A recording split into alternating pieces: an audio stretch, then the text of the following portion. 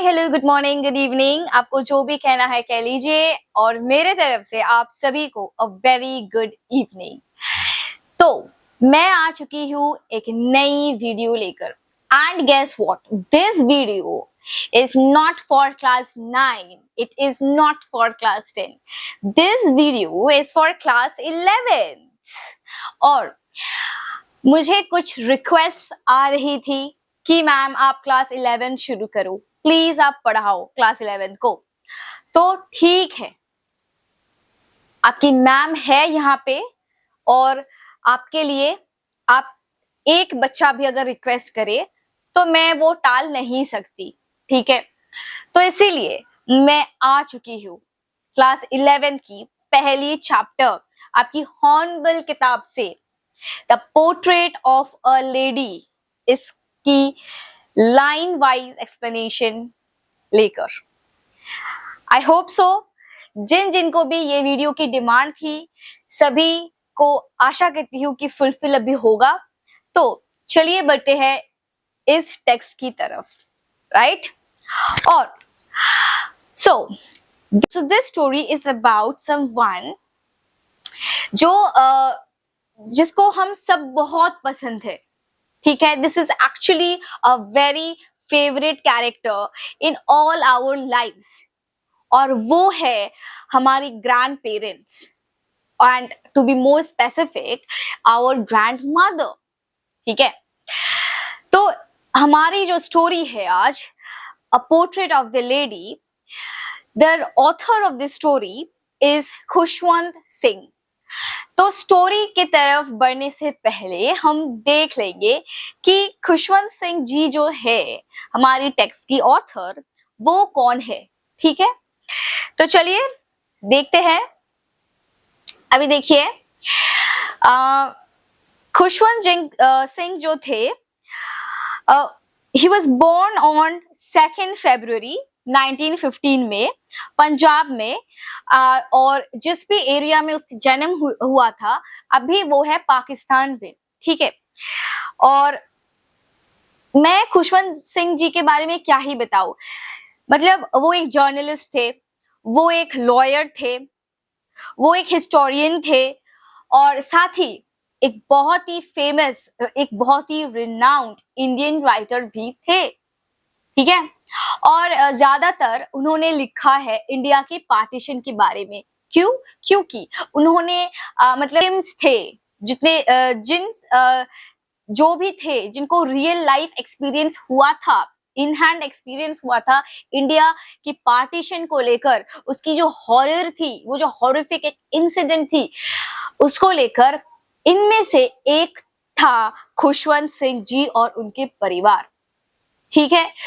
सो इसीलिए partition of India ने बहुत ही खुशवंत सिंह जी को इफेक्ट किया था, और इसीलिए इनकी काफी सारे स्टोरीज, काफी सारे राइटिंग्स बेस्ड है इसी थीम पे, और वो है पार्टीशन के बारे में, ठीक है। So he was a famous Indian writer, journalist, lawyer, historian, studied in Government College Lahore and later in London। और ये देख लीजिए कि उसकी जो फेमस राइटिंग है, एक है, अगर आप किताबें पढ़ते हैं, मतलब आपके जो सिलेबस है उसके आउटसाइड भी अगर आप कुछ टेक्स्ट या कुछ स्टोरी बुक्स पढ़ते हैं, तो एक बहुत ही फेमस बुक है partition, based on the theme of partition, based on the horrors of partition, और वो है ट्रेन टू पाकिस्तान। अगर आप नहीं भी पढ़ा होगा लेकिन नाम तो आप जरूरी सुना ही होगा, ठीक है। सो ट्रेन टू पाकिस्तान, और आप इस वीडियो में जो पढ़ने जा रहे हैं the portrait of a lady, ये भी आप एक बहुत ही लाइक खुशवंत जी के एक बहुत ही फेमस राइटिंग्स के अंदर आते हैं, ठीक है। और उसको पद्मा भूषण भी मिला है और पद्मा विभूषण भी मिला है, ठीक है। जो मैं अभी बता रही थी, ये पॉइंट देख लीजिए। He was deeply connected to the partition of India. He personally witnessed the violence and suffering. His family was living in regions of undivided Punjab that later became parts of Pakistan.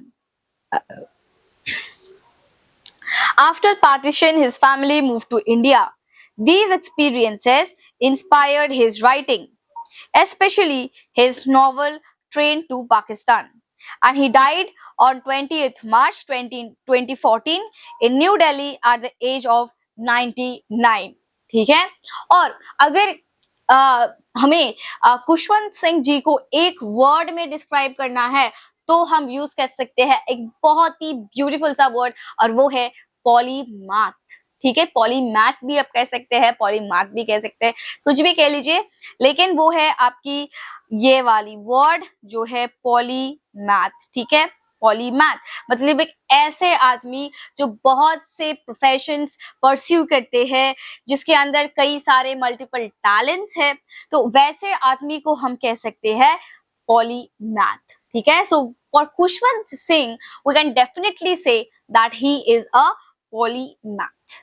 Right, है हमारी line wise explanation, और फिर इसके बाद जो video होने वाला है वो होगी हमारी कैरेक्टर एनालिसिस, और डिटेल्स हम उस नेक्स्ट पार्ट में देखने वाले हैं. ठीक है, इस वीडियो में आपको क्या मिलेगा? इस वीडियो में आपको लाइन वाइज एक्सप्लेनेशन मिलेगा, ईच एंड एवरी वर्ड का मीनिंग, अगर कोई भी डिफिकल्ट वर्ड्स है उसकी मीनिंग भी यहाँ पे आपको मिलने वाले हैं.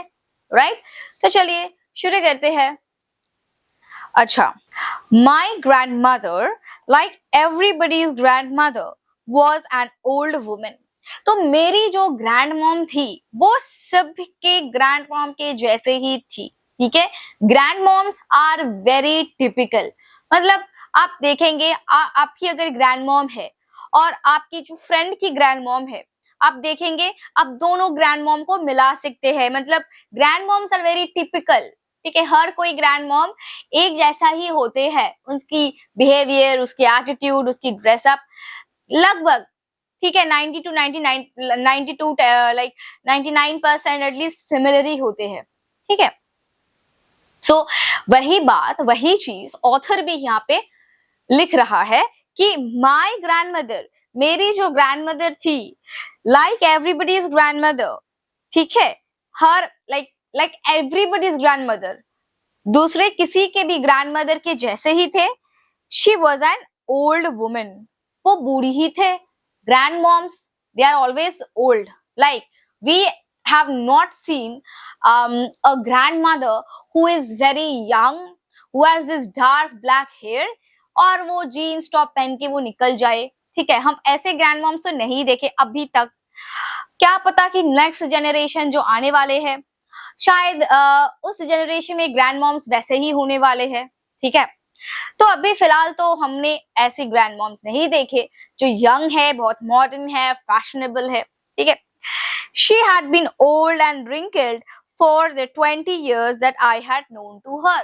मतलब मैं उसे पिछले 20 सालों से जानता हूँ. ठीक है, I know her for the last 20 years. लेकिन मतलब देखिए यहाँ पे ये जो लास्ट 20 years ऑथर ने लिखा है, यहाँ पे इसके मीनिंग है, जब भी ऑथर इस स्टोरी या ये शॉर्ट स्टोरी लिख रहा था तब भी ऑथर की एज कितना था? He was just 20 years of age. ठीक है, तो ये जो 20 साल की एक स्ट्रेच है कि 20 साल से मैं देख रही हूँ, सो ऑथर क्या बोल रहे हैं कि वो 20 साल से ही मैं उसे ऐसी तरह बूढ़ी और रिंकल्ड देख रही हूँ. रिंकल्ड मतलब झुर्रिया, फेस पे रिंकल्स, लाइंस हो जाना. ठीक है, लाइंस हो जाना ड्यू टू ओल्ड एज. तो मैं उसे 20 साल से ऐसे ही देख रही हूँ, देख रहा हूँ. People said that she had once been young and pretty and had even had a husband. लेकिन लोग बोलते हैं कि एक समय वो बहुत ही यंग थी, वो बहुत ही प्रिटी थी और उसके एक हस्बैंड भी थे. She even had a husband, उसके एक हस्बैंड भी थे. But that was hard to believe. लेकिन वो यकीन करना इस बात पे कि वो एक समय, ऐसा भी कोई समय था जब भी वो बहुत ही यंग थी, वो प्रिटी थी और उसके एक हस्बैंड भी थी, तो ये मानना बहुत ही मुश्किल है भाई. ये हम कैसे माने, क्योंकि मेरे जन्म जब से हुआ है, मैं तभी से उसको तो ऐसा ही देख रही हूँ। वो बूढ़ी है, उसकी हेयर ग्रे हो गई है, और फिर उसका उसकी फेस पे रिंकल्स भी आ चुका है। तो मेरे लिए ना ये बिलीव करना बहुत ही हार्ड है कि प्रिटी हुआ करती थी, ठीक है। उसकी कभी एक हस्बैंड भी थी, ठीक है। ओके, अभी देखो रिंकल्ड जो है, रिंकल्ड मतलब क्या? हैविंग लाइंस और folds specially on the skin because of old age, ठीक है। ओके, नेक्स्ट देखिए, my grandmother's portrait hung above the mantelpiece in the drawing room। अभी वो किसके बारे में बोल रहे हैं? उसका जो ग्रैंड फादर थे उसके बारे में बोल रहा है। वो क्या बोल रहा है कि उसका जो ग्रैंड फादर थे उसकी तस्वीर, उसका पोर्ट्रेट कहाँ पे रखा था? मैंटल पीस के ऊपर। जो हमारे फायर प्लेस है, मैं यहाँ पे एक पिक्चर लगा दूंगी यहाँ पे, ठीक है, सही साइड पे कहीं भी। जो फायर प्लेस होता है, ठीक है, जहाँ पे आग जलाया जाता है, generally fire place is present in cold countries, ठीक है, जहाँ पे बहुत ही ठंड होती है, उस देश में ऐसे फायर प्लेसेस होते हैं घर के अंदर। तो उस फायर प्लेस के ऊपर जो एक रैक जैसा होता है, एक फ्लैट सरफेस जैसा होता है, तो उस फ्लैट सरफेस के ऊपर आप मेरे जो ग्रैंडफादर है उसकी पोर्ट्रेट रखा गया है, ठीक है। और वो मैंटल पीस की जो बात कर रहा है वो किस रूम पे है? ड्राइंग रूम पे है। He wore a big turban and loose fitting cloth. Turban मतलब पगड़ी, मतलब पंजाबी लोग जो टर्बन पहनते हैं, इस फोटो में आप देखो, ये ऐसे करके इसको टर्बन कहता है, ठीक है।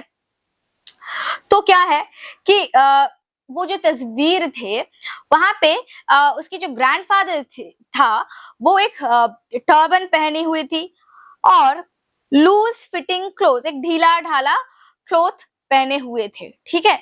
हिज लॉन्ग वाइट बियर्ड, उसकी लंबा सफेद दाढ़ी, covered the best part of his chest and he looked at least 100 years old। covered the best part of the chest मतलब कि उसके चेस्ट की जो पोर्शन है, उसके चेस्ट की जो एरिया है, मैक्सिमम पोर्शन, मैक्सिमम एरिया वो दाढ़ी ने कवर कर रखा है, ठीक है। दाढ़ी इतना लंबा था कि चेस्ट की मैक्सिमम पोर्शन को ही कवर कर रखा था, ठीक है। And he looked at least 100 years old, और उसे देखकर ऐसा लगता था कि वो तो 100 साल होगा ही, उसका एज 100 साल होगा ही होगा, ठीक है। Minimum 100 years he should his age is। He did not look the sort of person who would have a wife or children। और उसे देखकर ऐसे नहीं लगता था कि उसका बीवी, उसका वाइफ, उसका बच्चा, उसका चिल्ड्रन हो सकता है, ठीक है। He looked as if he could only have lots and lots of grandchildren। लेकिन उसको देखकर ये लगता था कि हाँ, वो इतना बूढ़ा है कि उसके बहुत सारे ग्रैंड चिल्ड्रन तो जरूर होगा, ठीक है। Okay, glossary, mantelpiece, a narrow shelf above the space in a room where a fire goes। So this is a mantel piece, और मैं साइड में पिक्चर लगा दी हूँ, आप वहां से भी देख सकते हो, ठीक है, mantel piece को, like what is a mantel piece and you can get a clear idea about that mantel piece। तो चलिए नेक्स्ट क्या है देखते हैं। As for my grandmother, being young and pretty, the thought was almost revolting। और मेरे grand mom के लिए क्या था कि वो थॉट, वो आइडिया कि वो भी कभी यंग थी और प्रिटी थी, एक ऑलमोस्ट रिवोल्टिंग लगता है। मतलब ये तो विश्वास ही नहीं होता कि वो कभी ऐसे यंग और प्रिटी थी, और लेकिन इतना अनबिलीवेबल है कि ये सुनकर रिवोल्ट, दिल को रिवोल्ट करने का इच्छा होता है, ठीक है। एकदम ये फैक्ट बिलीवेबल ही नहीं है, ठीक है। बेसिकली ये जो फ्रेज है, the thought was almost revolting, इसका मतलब कि ये फैक्ट कि वो कभी प्रिटी थे, वो कभी यंग थे, ये फैक्ट बहुत ही अनबिलीवेबल है, अनबिलीवेबल है, ठीक है। Okay, sorry. She often told us of the games she used to play as a child. वो सबकी ग्रैंड मॉम के जैसे ही थी ना, मैं बोल रही हूँ कि एक बात कि जो ग्रैंडफादर होते हैं, जो ग्रैंड मदर होते हैं, और उस हिसाब से आप ये भी देख लो कि ज्यादातर जो मॉम्स होते हैं या फादर डैड्स होते हैं, सभी एक टिपिकल होता है। हम कहते हैं ना कि typical Indian father, typical brown like brown mother, typical Indian moms, right, हम ऐसे कहते हैं। यूट्यूब में, फेसबुक में, इंस्टा में बहुत सारे ऐसे फनी कॉमेडी रील्स भी बनते हैं, typical Indian dads, typical Indian moms. So like they are 99% similar. हर एक जो मॉम्स है लगभग उसके बिहेवियर सेम टू सेम ही आपको मिलने वाले हैं, ठीक है। तो ऐसे ग्रैंड मॉम भी है, और ऑथर यहाँ पे वही फैक्ट बार बार लिख रहा है, बार बार हाईलाइट कर रहा है। तो क्योंकि she often told us the game she used to play as a child. बचपन में वो जो भी गेम्स खेलते थे वो हमें वो बोलते थे कि मैं ये गेम्स खेलती थी, ठीक है, ये करती थी, वो करती थी। आपके जमाने में अभी तो ये सब नहीं है, ठीक है। तो ये बहुत ही कॉमन बातें हैं जो आप भी सुन सुन के आपके कान पक चुका है। खैर, क्या ही किया जाए। That seemed quite absurd and undignified on her part, and we treated it like the fables of the prophets she used to tell us. ठीक है, अभी देखिए, she often told us of the games she used to play as a child. That seemed quite absurd and undignified on her part, and we treated it like the fables of the prophets she used to tell us. Undignified मतलब देख लीजिए, not respectable or not showing proper behavior, and fables मतलब short story with a moral lesson, ठीक है, और prophets मतलब messenger of God. तो ये जो लाइन है, that seemed quite absurd and undignified on her part, meaning क्या है, मतलब कि ये तो बात एकदम, ये जो फैक्ट है कि वो कभी हुआ करती थी, वो कभी प्रिटी हुआ करती थी, ये तो एकदम अनबिलीवेबल है। उसके ऊपर क्या, वो जो भी गेम्स खेलते थे तब वो भी हमें बताते हैं, लेकिन उसको अभी वो इतना बूढ़ी हो चुकी है कि उसको देखकर बिल्कुल नहीं लगता कि वो कभी ऐसे गेम्स भी खेला करती थी, ठीक है। सो ये बहुत ही एब्सर्ड लगती थी और अनडिग्निफाइड भी लगती थी, ठीक है। Like and we treated it like fables, और हमें तो बिल्कुल ये सब उसकी जो खेल कूद थे उसमें तो जरा से भी विश्वास नहीं थे, और हमें ऐसा लगता था कि वो कोई स्टोरी सुना रही है, कोई फेरी टेल सुना रही है, कोई कहानियां सुना रही है ऑफ द प्रॉफिट्स। प्रॉफिट मतलब मैसेंजर ऑफ गॉड्स, या कोई भी एक लाइक डिवाइन फिगर भी आप कह सकते हैं। She used to tell us, ठीक है। She had always been short and fat and slightly bent. अभी उसकी जो अपीयरेंस है, फिजिकल अपीयरेंस, वो कैसा था कि वो हमें शॉर्ट हाइटेड थी, फैट थी, मोटी थी, और स्लाइटली बेंट, झुकी हुई वो थी, उसका टेक्स्ट जो बेंट थी, ठीक है, ऐसा करके बेंट थी, ठीक है, क्योंकि वो अभी बूढ़ी हो चुकी है तो ऑब्वियसली उसका वो तो she can not stand straight, right, she cannot stand straight and heads up and chin up, she cannot do that. Okay, so her physical alignment was something different. Now she was slightly bent because she was weak, she was very fragile. Her face was a crisscross of wrinkles. So इतनी wrinkles, इस picture को देखो, इतनी wrinkles हो गई थी ना, ऐसा लग रहा है कि क्रिस क्रॉस एक लाइक पैटर्न बन रहा है उसकी, इतनी सारी wrinkles हो गई थी उसकी। Running from everywhere to everywhere, यहाँ से वहां लाइक इतनी सारी wrinkles फेस पे भर चुकी थी। No, we were certain she had always been as we had known her, ठीक है। सो और उसको मतलब ये फैक्ट कि वो बूढ़ी हो चुकी है, इस फैक्ट को ऑथर इतनी ज्यादा स्ट्रेस किया है, यहाँ पे टेक्स्ट में इतनी ज्यादा स्ट्रेस दिया है कि वो बार बार वही चीज दोहरा रहे हैं, वही चीज रिपीट कर रहा है कि उसकी फेस जो थी एकदम रिंकल से क्रिस क्रॉस पूरी फेस पे पैटर्न बन चुका था, और फिर तो उसको देखकर ऐसे ही लगती थी कि नहीं वो कभी यंग थे, ये बिलीव ही नहीं कर सकते।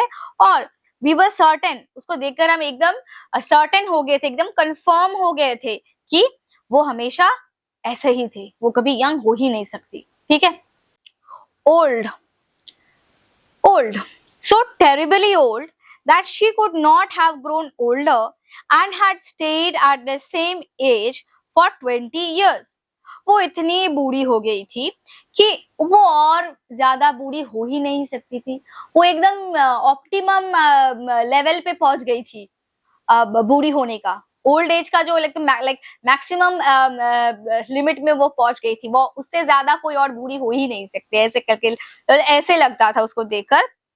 and had stayed at the same age for 20 years. ठीक है, और वैसे ही उस वैसे ही ठीक है, उसकी appearance slightly bent, slightly short, full of wrinkles, उसकी अपीयरेंस वैसे ही थी फॉर 20 years, कांस्टेंट थे। ठीक है, सो मतलब ऑथर जो अपनी दादी को देख रहा था, वो वैसे ही उसको 20 years से सेम अपीयरेंस उसकी देख रहा है। She could not never have been pretty, but she was always beautiful. वो कभी pretty नहीं हो सकती थी, but she was always beautiful. She hobbled about the house in spotless white, with one hand resting on her waist to balance her stoop, and the other telling the beads of her rosary. और वो क्या करती थी, वो हॉबल करती थी। हॉबल मतलब वो चलने में बहुत ही दिक्कत होती थी, लाइक बहुत ही डिफिकल्टी से वॉक करना, इसे कहते हैं हॉबल्ड। सो वो हॉबल कहती थी हाउस के अंदर, और क्या पहनती थी, इन स्पॉटलेस व्हाइट, और उसकी जो क्लोथ्स वो पहनती थी वो फुल व्हाइट में थी, स्पॉटलेस, एकदम चकाचक, एकदम सफेद व्हाइट क्लोथ्स वो हमेशा पहनती थी। With one hand resting on a waist, एक हाथ थी उसकी वेस्ट में, ऐसे करके देखो, वेस्ट में, ठीक है, ऐसे करके एक हाथ थी वेस्ट में, और ये जो दूसरी हाथ है उसमें वो रोजरी पकड़ती थी और हमेशा उसको लाइक वो जप करती थी। ठीक है, telling her rosary, like she was always using praying with her rosary. ठीक है, जप करना जो हम करते हैं ना, वो कहते हैं ना कि हरे कृष्ण जो करते हैं, फिर उसके हाथ में रोजरी, वो जप माला रहता है, तो उसी को रोजरी कहा जाता है। Her silver locks were scattered untidily over her pale, puckered face, and her lips constantly moved in inaudible prayers.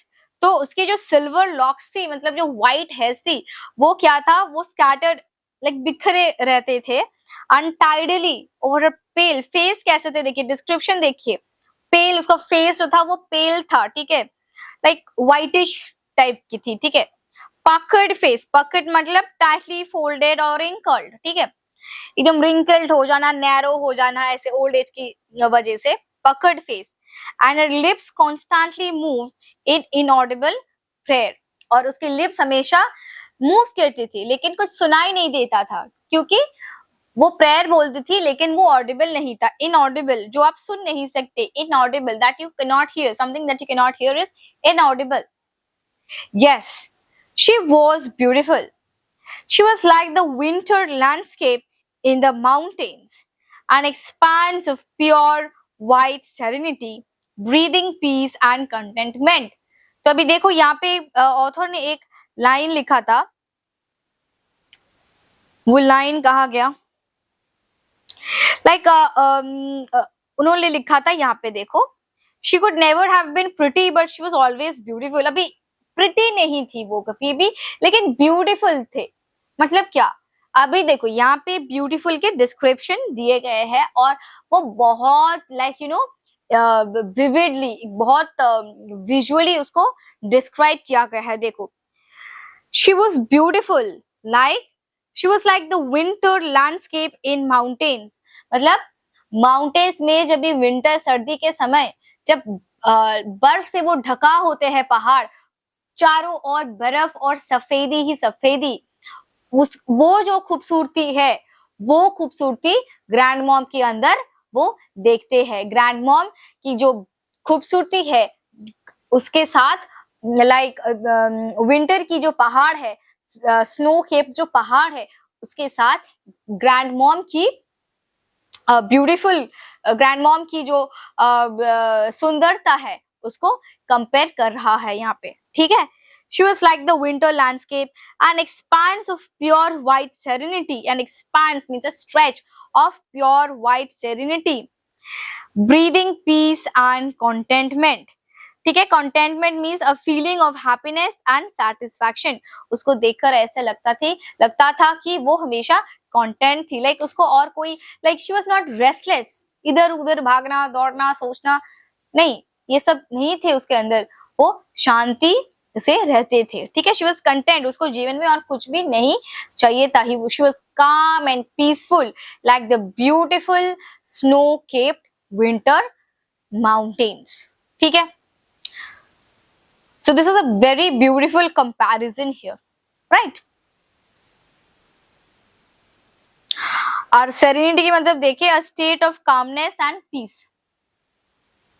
Next देखिए, my grandmother and I were good friends.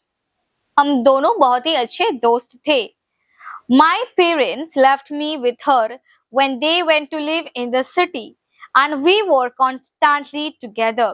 मेरे पेरेंट्स जब सिटी में चले गए थे तभी मैं और मेरी ग्रैंडमॉम हम एक साथ रहते थे। She used to wake me up in the morning and get me ready for school. ठीक है, She used to wake up every morning, वो सुबह उठते थे और स्कूल के लिए ऑथर को रेडी करते थे। She said her morning prayer in a monotonous मतलब बहुत ही बोरिंग और एक सिमिलर टोन में। ठीक है, कोई अपराइज नहीं है टोन में, एक बहुत ही प्लेन सिंपल वे में वो अपने प्रेयर्स बोलते थे। Sing song while she bathed, and जब वो नहाते थे गाना गाते थे, and dressed me in the hope that I would listen and get to know it by heart. तो वो क्या करते थे, वो जब भी मुझे नहाते थे, जब भी मुझे खाना परोसते थे, वो क्या करते थे, वो हमेशा वो प्रेयर्स एक अपनी जो लाइक मॉर्निंग प्रेयर है वो मोनोटोनस टोन में वो गाते थे, ताकि इस उम्मीद में ताकि मुझे भी ये जो प्रेयर सॉन्ग है वो याद हो जाए। ठीक है, I listened because I loved her voice, but never bothered to learn it. मैं सुनती थी क्योंकि उसकी वॉइस मुझे बहुत ही पसंद आता था, लेकिन उसको याद करने में मेरे कोई भी शौक नहीं था। I was least bothered to remember her boring prayer songs. Then she would fetch my wooden slate, which she had already washed and plastered with yellow chalk, a tiny earthen ink pot, and a red pen, tie them all in a bundle and hand it to me. After a breakfast of a thick, stale chapati with a little butter and sugar spread on it, we went to school. She carried several stale chapatis with her for the village dogs. तो वो हम breakfast जो खाते थे, breakfast में क्या खाते थे, स्टेल चपाती, मतलब पिछली रात की जो चपाती थे रोटी से वो खाते थे। ठीक है, स्टेल मतलब जो फ्रेश नहीं है, नॉट फ्रेश, बासी। ठीक है, हिंदी में शायद तो बासी ही कहा जाता है, बंगाली में तो उसको बासी खावड़ी बोले। ठीक है, तो चलिए, तो एक थिक स्टेल चपाती खाते थे। जो चपाती का डिस्क्रिप्शन देखिए, थिक वो मोटा मोटा रोटी, और stale, sorry my habit is to no like make this scribbling here all over. Okay, और उसके साथ क्या था, लाइक थोड़ा सा बटर और शुगर स्प्रेड था उसके ऊपर। ठीक है, और फिर वो चपाती वो कुछ अपने साथ भी लेकर जाते थे, क्योंकि रास्ते में जितने भी स्ट्रे डॉग्स थे उसको भी वो खिलाते थे। ठीक है, अभी देखो यहाँ पे पिक्चर देखो, आपके लिए मैंने लगाया है यहाँ पे पिक्चर। ठीक है, ताकि स्टोरी आपको अच्छा से याद हो जाए। My grandmother always went to school with me because the school was attached to the temple.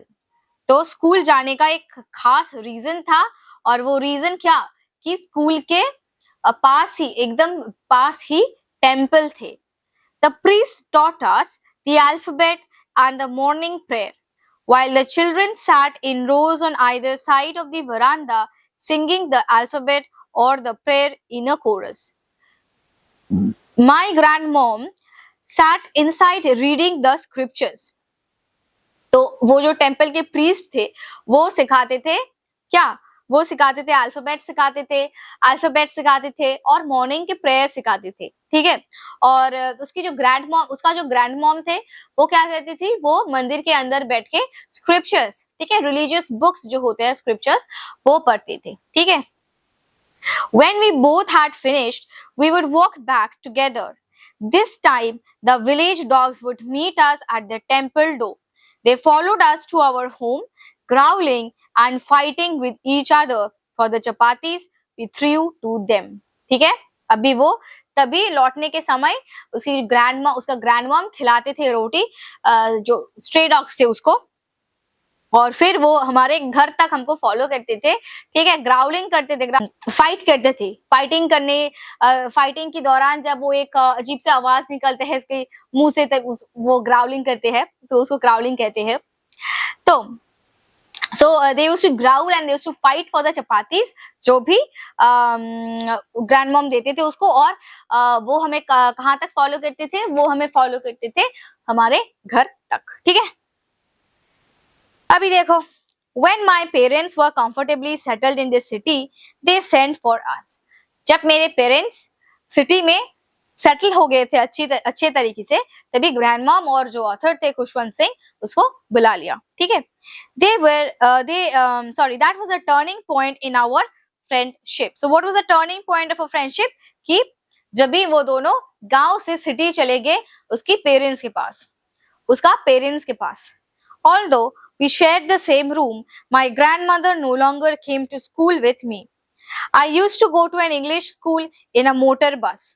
ठीक है, मैं अभी एक इंग्लिश मीडियम स्कूल में जाती थी, एक बस में, और हम एक ही रूम में रहते थे, लेकिन ज्यादा क्या बोलते, लाइक हम एक ही रूम में रहते थे, लेकिन वो मुझे स्कूल छोड़ने नहीं आती थी, क्योंकि अब मैं एक इंग्लिश स्कूल जाती थी एक बस में। There were no dogs in the streets, and she took to feeding sparrows in the courtyard of our city house.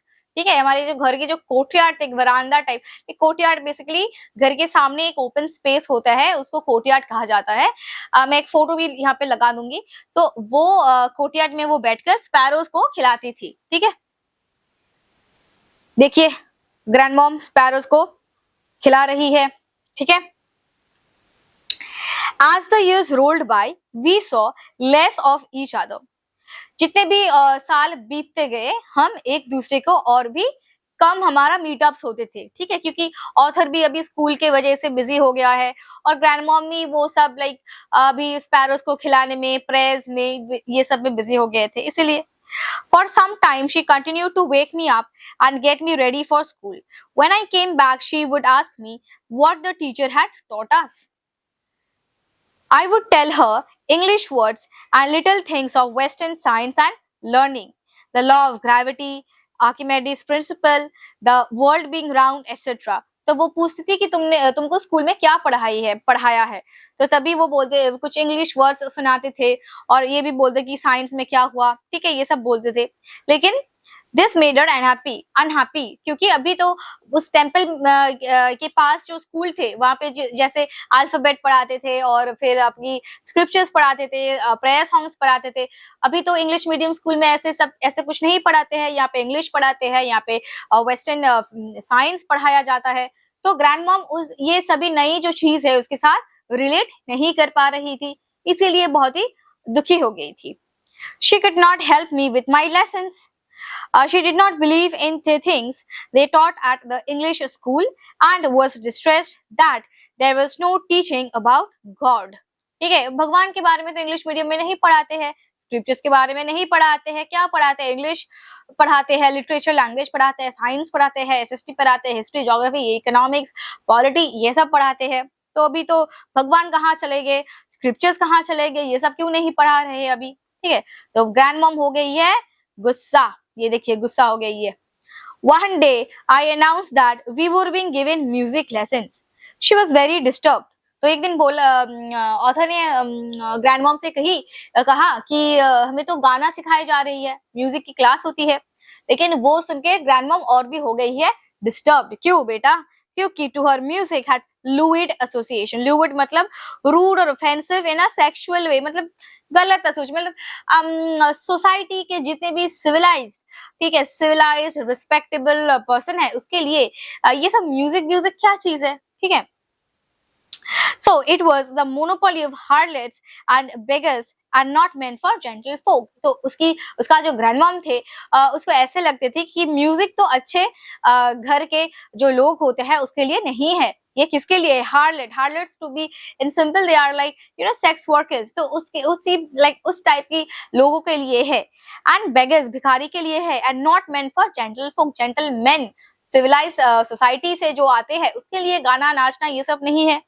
She said nothing, but her silence meant disapproval.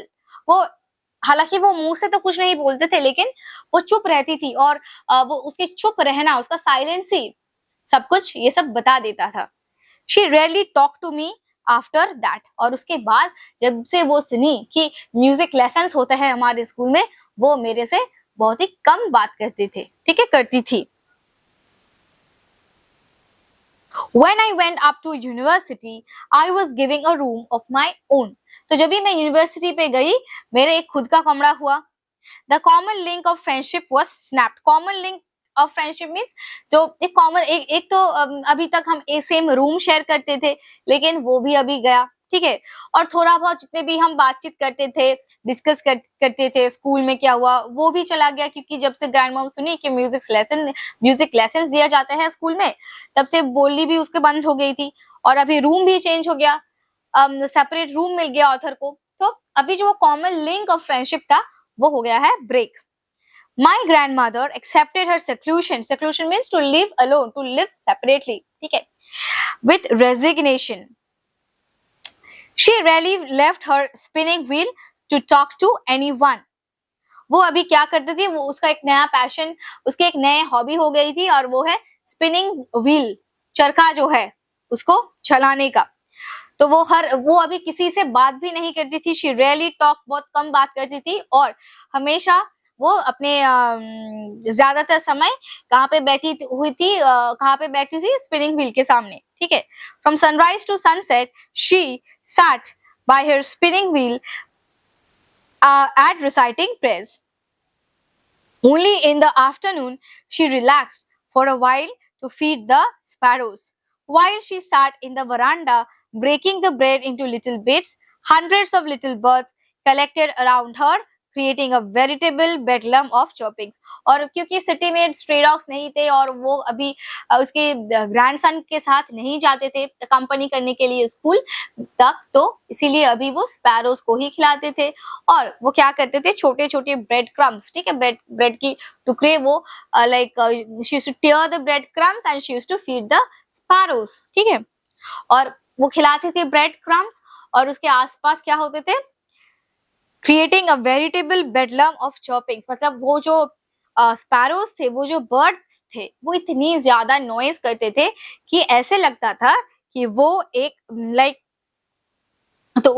Like आसपास जो भी birds आते थे खाने के लिए, ठीक है, वो क्या करते थे, वो एक वेरिटेबल बेडलम ऑफ चॉपिंग्स करते थे.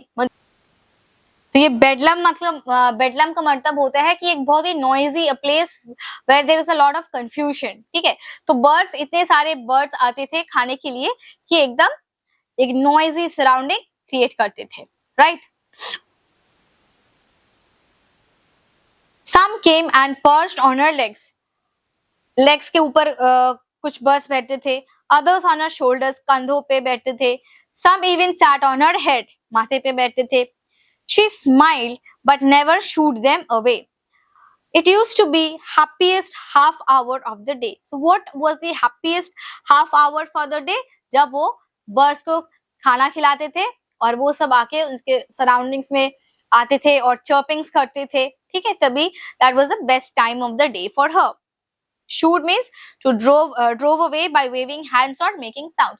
वो like some birds just sit on her shoulders, on some on her head, some on her legs, but she never shoot them away. वो कभी नहीं भगाती थी, ठीक है. When I decided to go abroad for further studies, I was sure my grandmother would be upset. तो मुझे तो लगा कि अभी मैं बाहर जा रही हूँ पढ़ने के लिए, अब्रॉड जा रहा हूँ पढ़ने के लिए, तो शायद वो अभी क्या है, वो अपसेट हो जाएगी, ठीक है, उसको थोड़ा सा like you know she would be hurt somehow to get separated from me, to get isolated from me. I would be away for 5 years. मैं 5 साल के लिए बाहर जा रहा था पढ़ने के लिए। And at her age, one could never tell. और शायद हो सकता है कि इसी एज में ज्यादातर ओल्ड पीपल बहुत ही इमोशनल हो जाते हैं, तो क्या पता शायद वो भी टूट जाएगी अंदर से, ठीक है। But my grand mother could, लेकिन वो ऐसा नहीं करती थी। Like but my grand mother could मतलब वो बहुत ही स्ट्रॉन्ग थे, ठीक है। She was not even sentimental, वो इमोशनल भी नहीं हुई, वो सेंटिमेंटल भी नहीं हुई। She came to leave me at the railway station, but did not talk or show any emotion. Her lips moved in prayer. Her mind was lost in prayer. वो हमेशा उसके दिमाग में और मन में प्रेयर्स चल रही थी। Her fingers were busy telling the beads of her rosary. Silently, she kissed my forehead, and when I left, I cherished the moist imprints as perhaps the last sign of physical contact between us. ठीक है, सो ये जो है कि now लेकिन वो emotional भी नहीं हुई, और वो क्या किया कि साइलेंटली मेरे फोरहेड को वो किस किया, और I felt that moist imprint, एक मॉइस्ट टच प्रिंट, लाइक ठीक है, वो किस किया तो उसकी जो थोड़ी बहुत सलाइवा उसकी गालों में लग गया था, तो वही वो उसको कह रहा है कि एक moist means wet imprint, so that is the waste like wet imprint जो उसकी गालों पे थे, that was the last sign, क्योंकि क्या पता शायद मैं लौट के ऑथर जब लौट के आएंगे तब उसका ग्रैंड मदर जिंदा होगी या नहीं, ठीक है, क्या पता, ठीक है, इस एज में तो कोई कह नहीं सकते। तो शायद यही लास्ट फिजिकल कॉन्टैक्ट है, यही लास्ट फिजिकल टच है उसका और उसके ग्रैंडमदर, उसका ग्रैंडमदर के बीच में, ठीक है। But that was not so, लेकिन ऐसा नहीं हुआ। After 5 years I came back home and was met by her at the station. लेकिन जब मैं 5 साल बाद लौटा था तभी वो मुझे स्टेशन में आने के लिए, रिसीव करने के लिए आई थी। She did not look a day older. She still had no time for words. And while she clasped me in her arms, I could hear her reciting prayers. वो मेरे आर्म्स में, मतलब मेरे आर्म्स को, मेरे ये जो आर्म्स है, the upper part of your hand, that is the arm, so हाथ आर्म्स को मेरे पकड़ी हुई थी, लेकिन वो कोई भी बातचीत नहीं कर रही थी, वो मन ही मन अपने प्रेयर्स बोली जा रही थी। Even on the first day of my arrival, her happiest moments were with her sparrows, whom she fed longer and with frivolous rebukes. ठीक है, लाइक लेकिन मैं ऐसा क्या, लाइक ऐसे होता है ना कि 5 साल अपनी जो पोता है वो लौटा है तो बहुत ही खुश होने चाहिए दादी को, लेकिन वो ऐसे कोई भी साइंस ही नहीं दिखाया, ठीक है, ऐसे लाइक उसका वो उस दिन भी वो अपनी बर्ड्स को खिलाने में बिजी थी, व्यस्त थी, ठीक है, और वो उसको खाना खिला रही थी। And with frivolous रिब्यूक्स mean sparrows, जिसको वो खाना खिला रही थी उसको भी वो स्कोल्ड कर रही थी, ठीक है, डांट रही थी। फ्रिवोलस रिब्यूक्स मतलब अननेसेसरी स्कोल्डिंग्स, वो जो बर्ड्स थी उसको भी स्कोल्ड करता था, डांटता था, ठीक है, डांटती थी, ठीक है। In the evening a change came over her, she did not pray. तो उसी दिन इवनिंग में एक चेंज आया, और वो क्या था कि वो जो औरत हमेशा प्रेयर करती थी, ठीक है, चाहे कोई भी सिचुएशन हो हमेशा प्रेयर करती थी, लेकिन उस दिन वो प्रेयर नहीं किया। She collected the women of the neighborhood, got an old drum and started to sing, ठीक है, ऐसे ये पिक्चर देखो, ठीक है, तो वो क्या किया, नेबरहुड में जाकर वो कुछ वुमेन को इकट्ठा की, ठीक है, इकट्ठी की, ठीक है, और फिर एक पुरानी ड्रम लेकर वो गाना शुरू कर दी, ठीक है। She started to sing. For several hours, she thumped the sagging skins of the dilapidated drum. Dilapidated मतलब old and in a bad condition. वो जो ड्रम थी, ठीक है, उसका कंडीशन बहुत ही ओल्ड, लाइक खराब थी, क्योंकि वो ड्रम भी काफी ओल्ड थी उसकी दादी की जैसे। Thump means to beat on the surface of the drum loudly, to make loud noise, to heavy, like a third जो sound होता है, ठीक है, heavy dull sound. So to hit heavily with a dull sound or beat strongly. So she was thumping on the drum and making a heavy sound.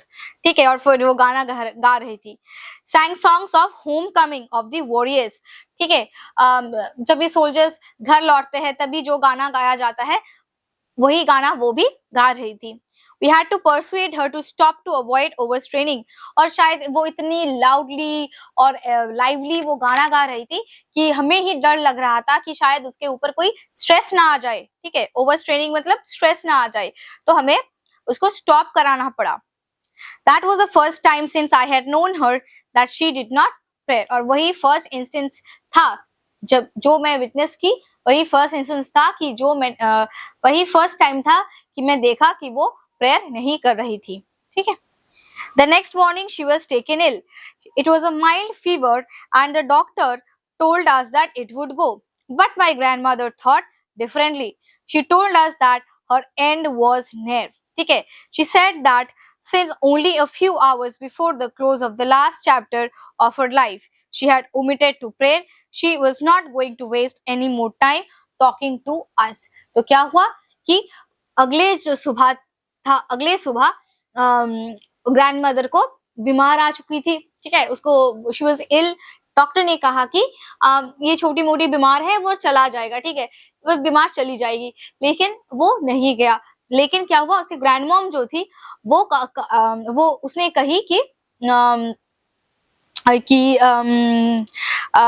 The end was near. ठीक है, उसको लग रही थी कि अभी उसका जो लाइफ की जो चैप्टर है वो क्लोज होने जा रहा है. ठीक है, ऐसे होता है बहुत समय, जो जितने भी ओल्ड लोग होते हैं, ओल्ड पीपल होते हैं, एक इंट्यूशन होता है, एक गट फीलिंग आप कह सकते हैं कि उसको लगता है कि अभी मेरा अंत जो है वो करीब आ चुका है ऑलरेडी. ठीक है, उसको ही एक पता चलता है. ये शायद कोई मिरेकल ही हो, अब क्या पता. तो ये होता है कई बार. ठीक है, सो उसने क्या किया, तो उसने ये डिसाइड की कि क्योंकि मेरे अंत अब करीब आ चुका है, तो मैं किसी से भी बात करके टाइम वेस्ट नहीं करने वाली हूँ. मैं अभी करने वाली हूँ सिर्फ और सिर्फ प्रेयर. राइट. अच्छा.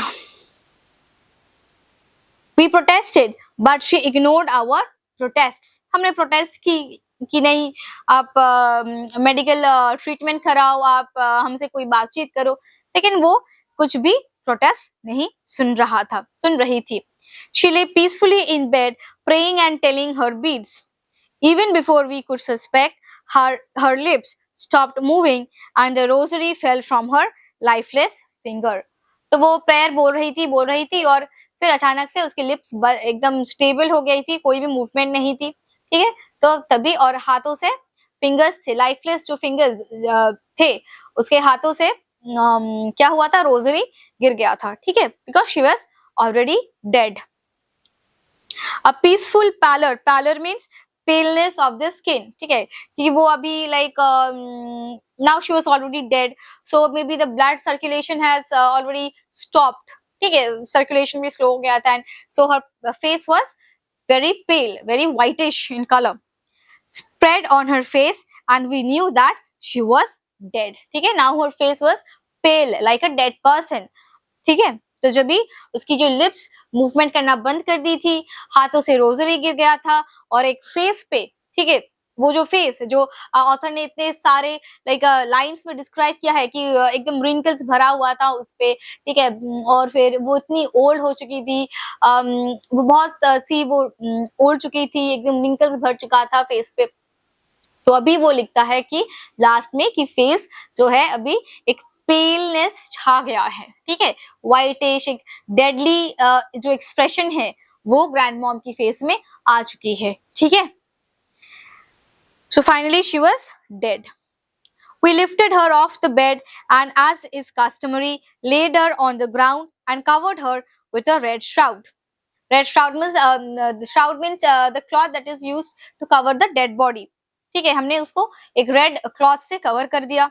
After a few hours of mourning, we left her alone to make arrangements for her funeral. So फिर हमने उसकी डेड बॉडी को, उसकी जो डेड बॉडी थी उसको like we left it because we had to make the arrangements for the funeral.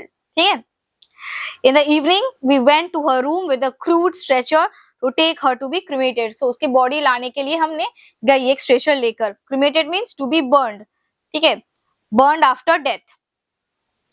The sun was setting and had lit her room and veranda with a blaze of golden light. So जो समय थी cremation की, तभी क्या थी? तभी like it was already the time of what? It was dusk. It was already dusk. ठीक है, because the sun was setting, and that last rays of the sun, it fell on the veranda with a blaze of golden light. We stopped halfway in the courtyard. हम courtyard में थोड़ा जाके हमने रुक गए क्योंकि we protested. Oh, sorry. We stopped halfway in the courtyard. Q all over the veranda in her room, right up to where she lay, dead and stiff, wrapped in the red shroud.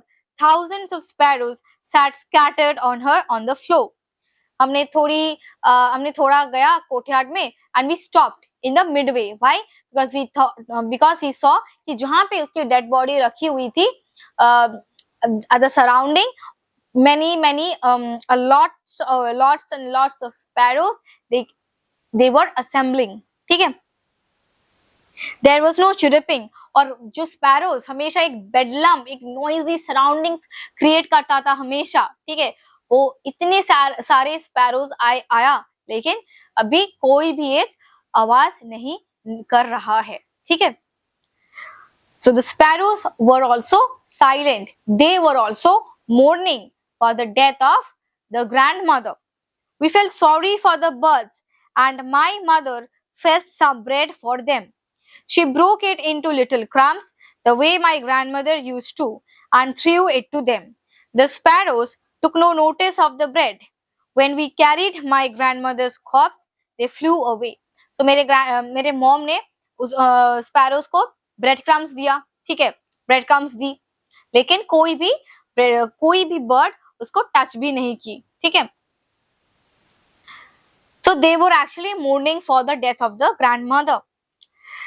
When we carried my grandmother's corpse off, they flew away.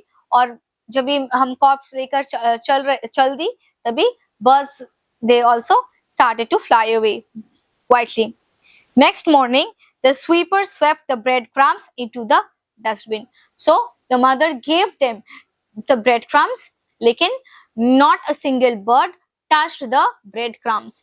And what happened? What was the scene of the next morning? Next morning, जो sweeper थे, उन्होंने breadcrumbs को sweep कर दिया था. ठीक है? And this is where our story finally ends. Right? So this is a very beautiful story based on the life of the grandmother. ठीक है?